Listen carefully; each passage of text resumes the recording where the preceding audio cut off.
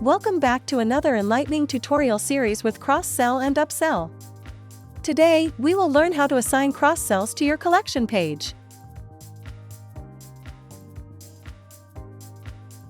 From the dashboard, click on Assign tab and scroll to the collection page section where you will see two types of cross-sells you can display: the global cross-sells and the global upsells.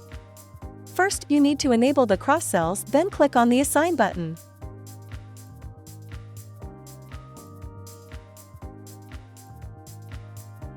Under the Global Collection Products section, click on Assign Global Collection button and select the products that you prefer. When finished, click on the Add button.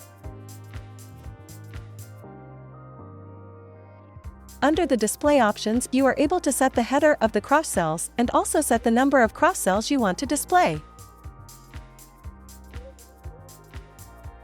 For example, this is how this store's collection page looks like after the cross-sells were assigned.